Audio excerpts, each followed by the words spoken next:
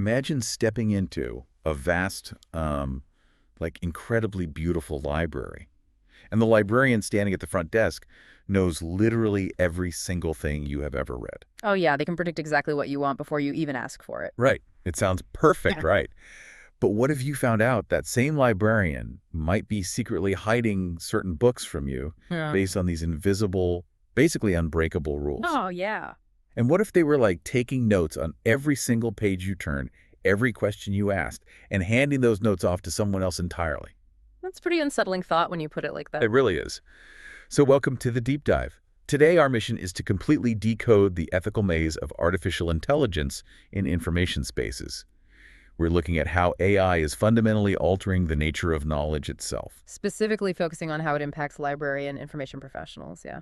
Exactly. And we are talking directly to you, the listener, because whether you are researching a major project, pulling academic papers, or just, casually browsing for a weekend read, AI is actively shaping the information you see. It absolutely is. It is working behind the scenes, categorizing your queries, and sometimes even harvesting your personal data. Yeah, I mean, it is a profound shift. We are no longer just dealing with a new software tool or a faster search engine. We are looking at a fundamental rewiring of how human knowledge is organized, accessed, and well protected. Right. The stakes are totally different now. Exactly. For the professionals who actually manage these spaces, the ethical questions are of unprecedented complexity because the technology inherently changes what it means to even discover information in the first place. Okay, let's unpack this.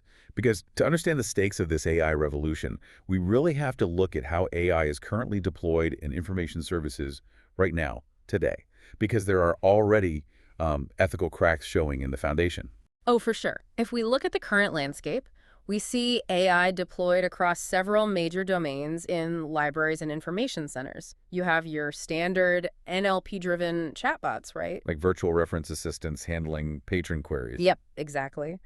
Then you have automated cataloging, where machine learning algorithms generate metadata to basically classify vast amounts of incoming information. Which sounds super efficient. It is. And there is predictive analytics used for forecasting demand and managing entire collections. But then, quite controversially, there are even instances of facial recognition being used for building access and patron identification. Wait, really? Facial recognition just to get into a library? Yeah, it's happening in certain places. That immediately sets off alarm bells for privacy and surveillance for me. But before we even get to the privacy piece, I want to drill down into the systems themselves. Because I've always assumed AI was just, objective math, just ones and zeros. That is a really common assumption, yeah. Right, so how does human bias actually infiltrate a mathematical model to the point where it becomes a literal ethical crisis? Well, it is a common assumption that math equals objectivity. But the reality is that an algorithm is only as objective as the data fed into it. And, of course, the parameters set by its human creator. So the humans bring the bias. Always. Algorithmic bias occurs when an AI system produces systematically unfair outcomes for certain groups. And in a library context, this is pretty devastating. Because libraries are supposed to be for everyone. Exactly. They are fundamentally designed to serve diverse, often marginalized communities equitably. So this bias gets baked into the system in several distinct ways, starting with historical bias. So that's basically the AI just reflecting our own messy past back at us. Essentially, yes. Historical bias happens when the training data reflects historical inequities or outdated cultural norms. Can you give an example of how that shows up in a library? Sure, take the Library of Congress subject headings, for example. Historically, the cataloging heading illegal aliens was the standard terminology. But recently, that heading was updated to undocumented immigrants.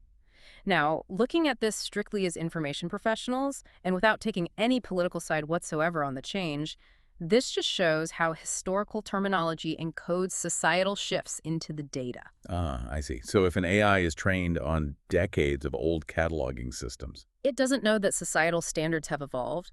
It will simply learn, hard code, and perpetuate the biases inherent in that historical language unless it is very carefully managed by human professionals. Wow. So it just blindly optimizes for whatever words were used the most in like the 1980s or 90s. Exactly. Then you have representation bias.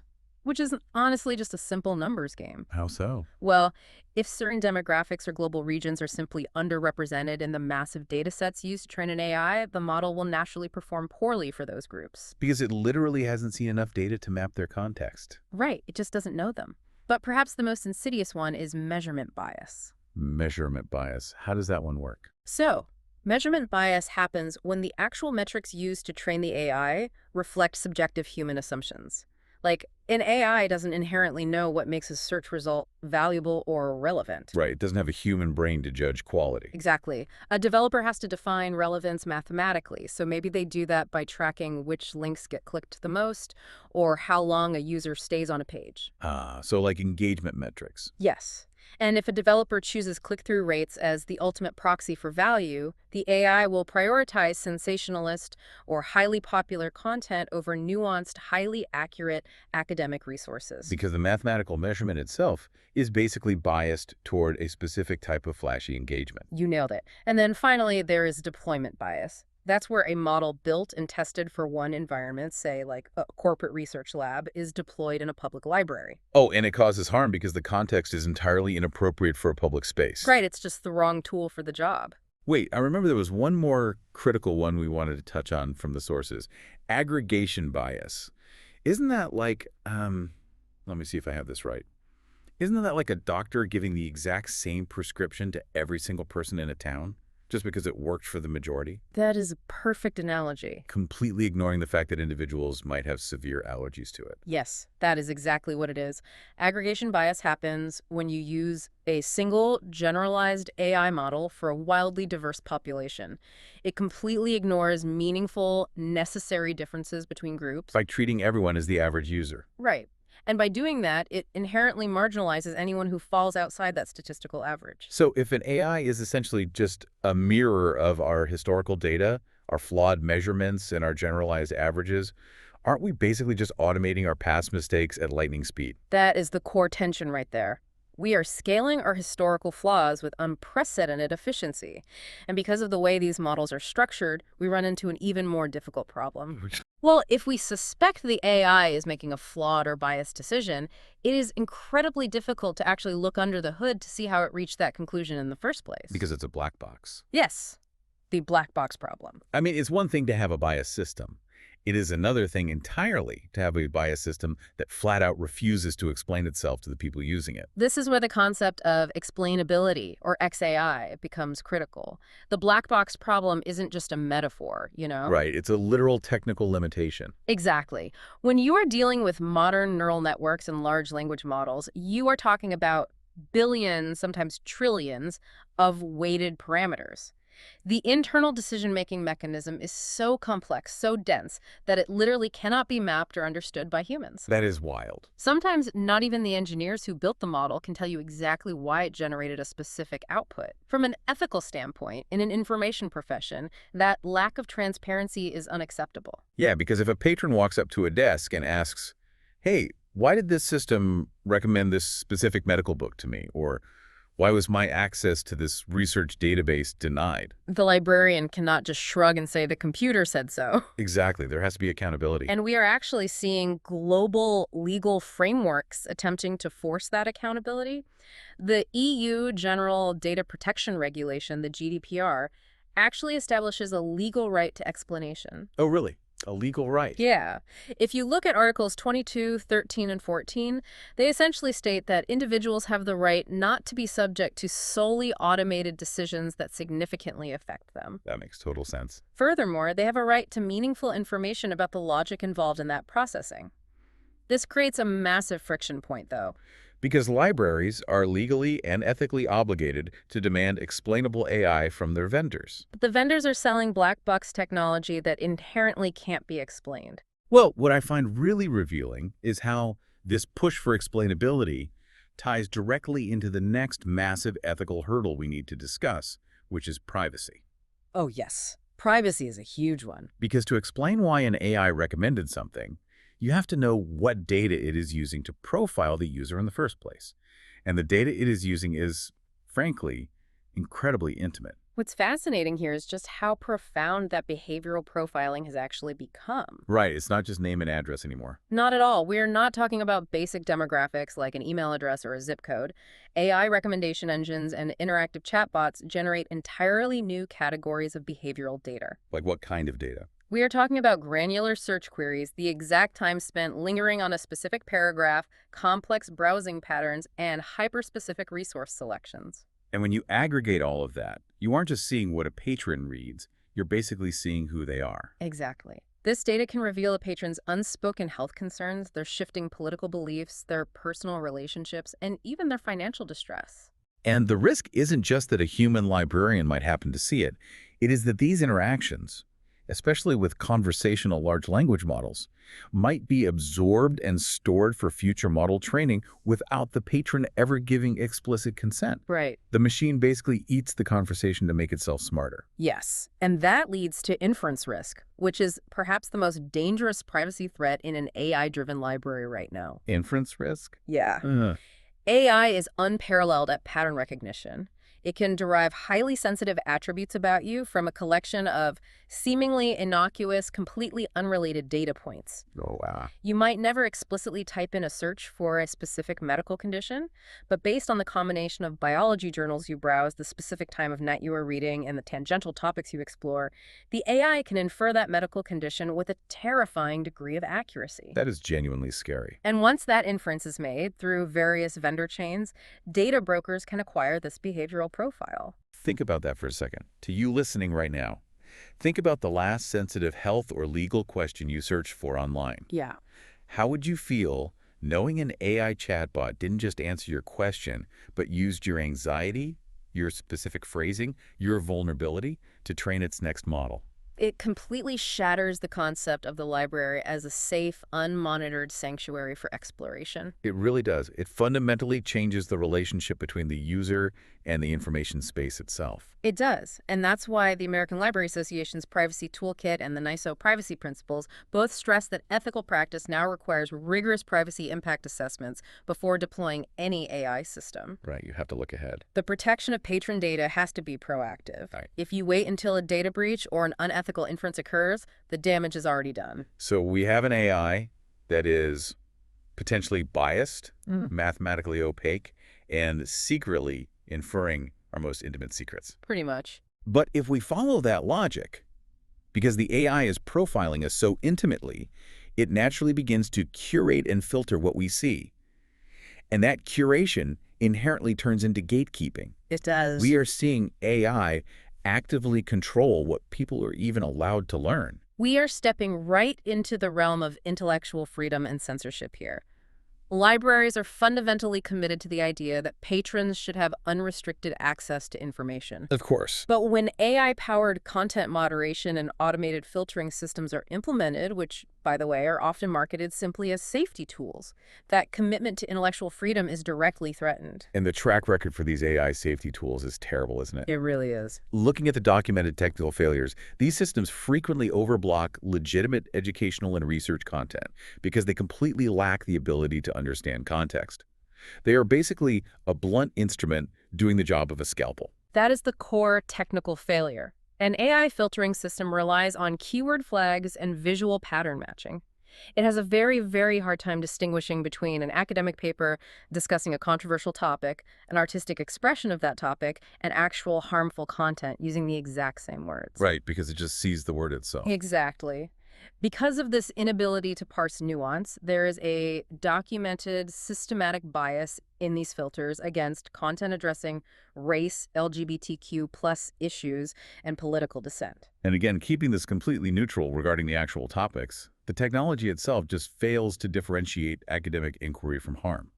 Right. The AI errs on the side of caution, which in practice means the side of suppression blocking perfectly legitimate educational resources. And if those filters are procured by institutions or municipalities that actively want to suppress certain viewpoints, well, the AI simply automates that censorship on a massive, frictionless scale. Which is exactly why the ethical mandate for information professionals requires extreme caution regarding these filters. There must be robust human oversight, fully transparent criteria for what is being blocked and why. And some way to fight back if you're unfairly blocked, right? Yes. Immediate, meaningful appeal mechanisms for patrons are essential. Here's where it gets really interesting. Because the gatekeeping isn't just about the AI blocking content, it is about the AI generating it. Oh, absolutely. Generative AI. Right. We have to talk about generative AI, large language models like GPT-4 or Claude, and what they're actually doing to academic integrity. I mean, they've basically thrown a wrench into the entire concept of research and authorship. It is an acute crisis right now, particularly for library instruction and research support. Let's look at how institutions are reacting, specifically regarding traditional plagiarism detection. Okay. For decades, we built detection tools to catch students directly copying and pasting text, but those tools cannot reliably detect AI-generated text. So vendors have rushed out these new AI detectors. And those detectors are deeply flawed. According to the sources, they have a documented bias against non-native English speakers. Yes, they do. And the mechanism behind this bias is actually really important to understand. AI detectors generally look for two things: perplexity and burstiness. Perplexity and burstiness? Yeah. Essentially, they are measuring how predictable the word choices are and how varied the sentence structures are.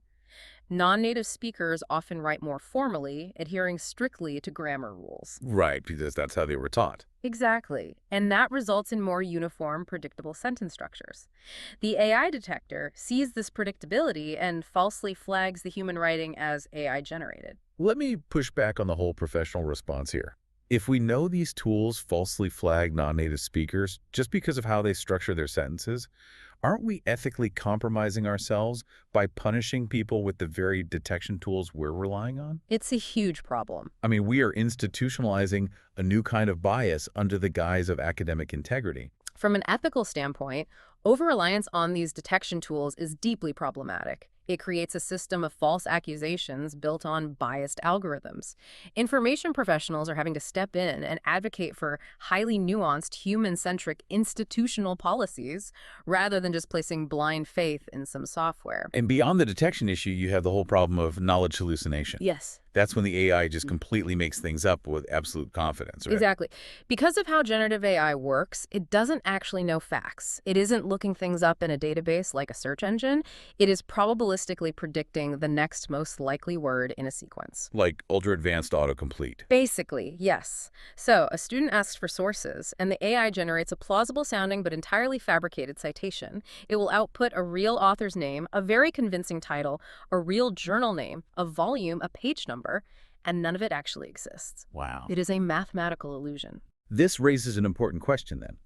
If students and researchers are leaning on these tools without understanding the underlying math, without knowing that the AI is just guessing the next word, what happens to their own cognitive skills over time? This brings us to a concept known as epistemic dependence. Epistemic dependence. Yeah.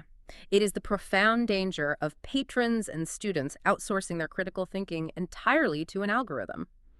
If you rely on a large language model to synthesize your research, evaluate your sources, and draft your arguments, you are no longer participating in the process of knowledge creation. You're just managing an output. Right. You become a passenger in your own education. The response from library professionals has to be a radical shift in how we teach information literacy.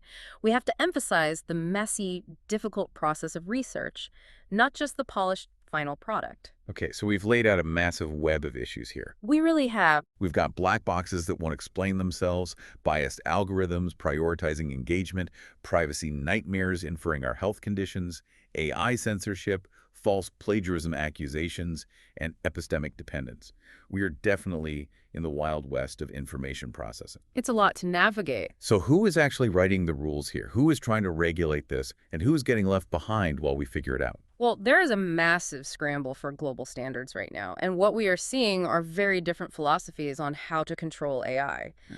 If we look at the major frameworks attempting to build a rule book, the contrast is actually pretty stark. How so? Like, what's the difference?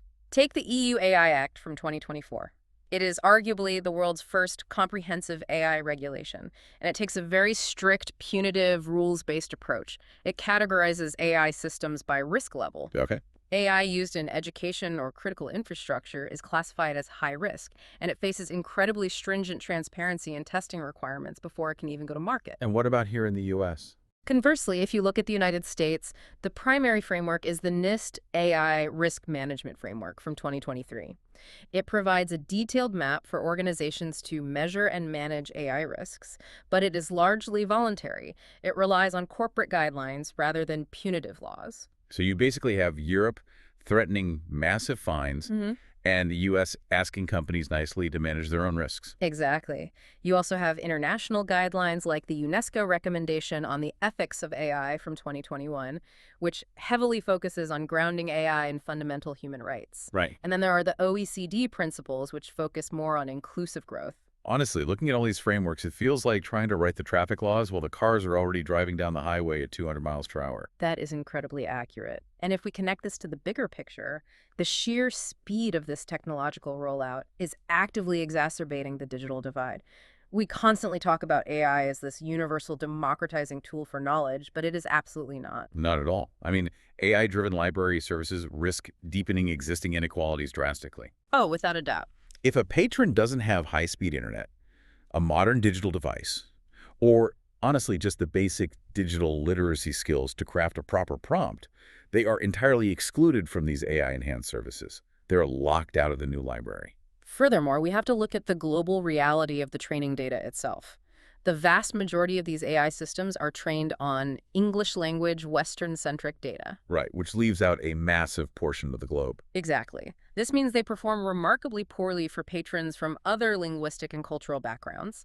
The AI simply does not understand their local context, their linguistic nuances, or their cultural references. It imposes a homogenized Western viewpoint on global information access. It does.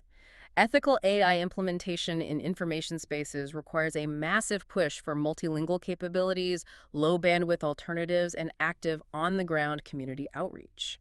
So what does this all mean for the humans in the loop? For the information professionals actually running these spaces right now, what is their mandate? The mandate is shifting from managing physical collections to managing algorithmic integrity. First, professionals must develop critical AI literacy. Meaning they need to really understand how it works. Yes. They must have the technical understanding to evaluate vendor claims critically. They cannot just take a software salesperson's word that an AI is unbiased. Right. Second, they must enforce vendor accountability. Libraries have significant purchasing power. They must demand transparency, independent bias testing, and ironclad privacy commitments in their contracts before buying these systems. They also have to maintain strict human oversight, Yeah. right? You cannot just let the algorithm run the show on autopilot. Exactly. There must be meaningful human involvement in any AI-driven decision that affects a patron's access to services. And I imagine patron education is a big part of this too. A huge part. Information professionals have to teach the public how to critically evaluate AI-generated information, how to spot those hallucinations we talked about, and how to protect their own behavioral data. It's a lot of responsibility. It requires continuous, aggressive learning because the technology is evolving by the month, and the ethical risks evolve right alongside it. So as we wrap up, the main takeaway here is that bringing AI into information spaces isn't just a simple software upgrade. No, not at all. It's not just a better search bar. It is a fundamental shift in how human knowledge is organized, accessed, protected, and sometimes deliberately hidden from us. It forces us to question the very infrastructure of learning and discovery. Exactly. So to you, listening to this right now, keep your own critical AI literacy sharp. Absolutely. The next time you get a perfectly tailored book recommendation or you use a helpful chatbot to summarize a dense topic, pause and ask yourself what invisible trade-offs occurred to make that interaction happen. Right, like whose data was harvested. Exactly. What biases might be buried in the math and what context was stripped away just to give you that clean, simple answer. Questioning the tool is just as important as using it. And I want to leave you with a final thought to mull over. Let's say we get this right. Let's imagine that global regulations and brilliant engineers eventually fix all the biases, solve the black box problem, and create a perfectly objective, highly personalized AI librarian. Okay. An AI that knows exactly what you want to read every single time. What happens to the joy of serendipity? Oh, that's a great point. If an AI perfectly tailors a comfortable, hyper-relevant information bubble around you, will we ever accidentally stumble upon an unexpected book or a radical idea that completely challenges our worldview? A fascinating question to ponder. Thanks for joining us on this deep dive. Keep questioning, keep reading, and we'll see you next time.